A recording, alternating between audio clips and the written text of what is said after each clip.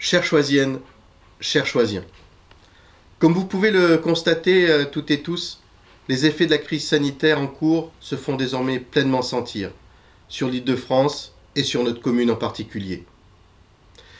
Mes premières pensées vont en direction de celles et ceux qui ont vécu la perte d'un proche, qui souffrent actuellement et se battent contre le Covid-19, et aussi à ceux qui ont réussi à vaincre le virus.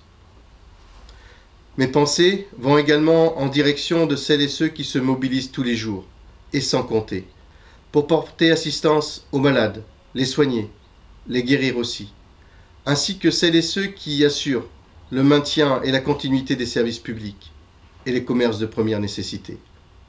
Nous en avons tant besoin. Je suis en contact permanent avec les services de la préfecture et les autorités sanitaires avec lesquelles nous nous coordonnons. Nous coordonnons notamment pour préserver tous les résidents dans nos établissements pour personnes âgées de la propagation du coronavirus. Cependant, les équipements de protection des agents font cruellement défaut. J'en ai fait part aux autorités compétentes.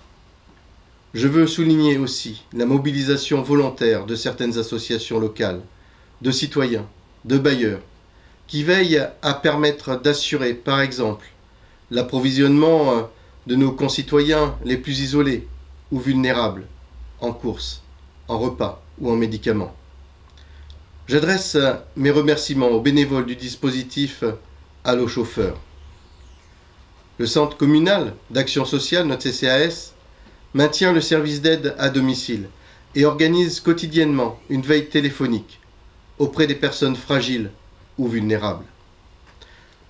En collaboration avec certains médecins de la commune, j'ai proposé l'ouverture le plus rapidement possible d'un centre de consultation dédié exclusivement au Covid-19, et ceci dans un équipement public de la ville. Ce sont aujourd'hui près de 40 professionnels qui sont mobilisés. Je précise à tous que ce n'est pas un centre de dépistage, mais un centre de consultation pour lequel un échange préalable avec un médecin est nécessaire. Et j'ai vu que certains sur les réseaux sociaux ont cru bon de donner de fausses informations. Je rectifie donc immédiatement pour vous donner la bonne.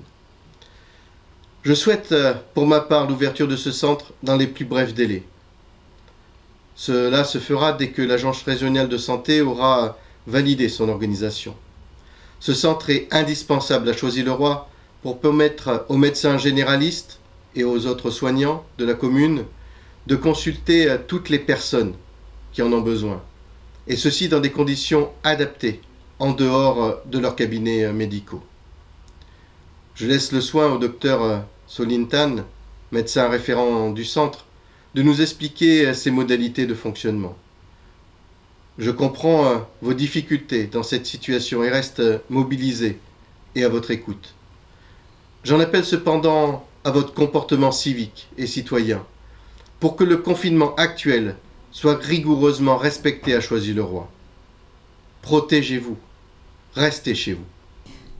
Alors, en raison de l'épidémie de coronavirus qui est fortement contagieuse, il est devenu déraisonnable de recevoir les patients en cabinet de médecine générale de ville, car il nous est impossible en fait d'assurer une sécurité sanitaire satisfaisante.